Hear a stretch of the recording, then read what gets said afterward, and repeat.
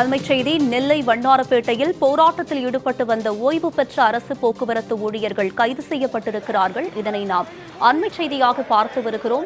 நெல்லையில் போராட்டத்தில் ஈடுபட்டவர்கள் கைது செய்யப்பட்டிருக்கிறார்கள். இது பற்றிய கூடுதல் விவரங்களை பதிவு செய்ய காத்திருக்கிறார் எமது செய்தியாளர் செல்வராஜ். அவரிடம் விவரங்களை கேட்டு பெறலாம்.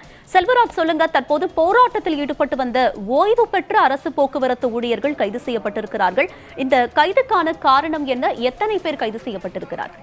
நிச்சயமாகுமா, கடந்த 6 அம்ச கோரிக்கைகளை வலியுறுத்தி அரசு போக்குவரத்து கழக ஊழியர்கள் இன்று முதல் தங்களுடைய காலவரையற்ற வேலை நிறுத்தத்தை துவங்கியுள்ளார்கள். ஏனென்றால் அவர்களுக்கான பழைய ஓய்வூதிய திட்டம் வழங்கப்பட வேண்டும், அகவிலைப்படி உயர்த்தப்பட வேண்டும், ஓய்வு பெற்றோர்களுக்கான பண பலன் உள்ளிட்ட அனைத்து இதுகளும் நிறைவேற்றப்பட வேண்டும் ஆகிய கோரிக்கைகளை வலியுறுத்திதான் இந்த போராட்டம் என்பது நடைபெற்றுக் கொண்டு வருகிறது. இன்று காலையிலிருந்தே நெல்லை மாவட்டத்தில் பெரும்பாலான பேருந்துகள் இயக்கப்படாமல் பொதுமக்கள் பெரும் சிரமத்துக்கு ஆளாகியிருந்தனர். இந்த நிலையில் ஓய்வு பெற்ற ஊழியர்கள் அனைவருமே தற்போது வண்ணாரப்பேட்டை பகுதியில நேரடியாக அங்கு உள்ள அரசு விரைவு போக்குவரத்து கழகம் முன்பாக தங்கள் போராட்டத்தில் ஈடுபட்டார்கள். ஏனென்றால் உடனடியாக இந்த பேருந்தை இங்கிருந்து வெளியே கொண்டு வரக்கூடாது. ஏனென்றால் எங்களுக்கான இந்த அரசு என்பது 100 நாட்களில் தங்களுடைய வாக்குறுதியை நிறைவேற்றி தருவோம் என தெரிவித்துவிட்டு கிட்டத்தட்ட 2.25 ஆண்டுகள் ஆன பிறகும் எங்களை கண்டுகொள்ளாமல் இருப்பது வேதனை அளிக்கிறது என தெரிவித்து தங்கள் போராட்டத்தில் ஈடுபட்டுக் கொண்டிருந்தார்கள்.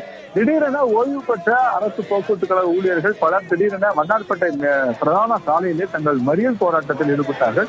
அங்கு வந்த அரசு போக்குவரத்து கழக பேருந்துகளையும் வழிமறித்து அங்குள்ள ஓட்டுநரிடம் உங்களுக்காக நாங்கள் சாலையில் நின்று போராட்டம் நடத்துகிறோம், நீங்கள் இது போன்ற வாகனங்களை இயக்குவது சரிதானா என தங்கள் கேள்விகளை எழுப்பினார்கள்.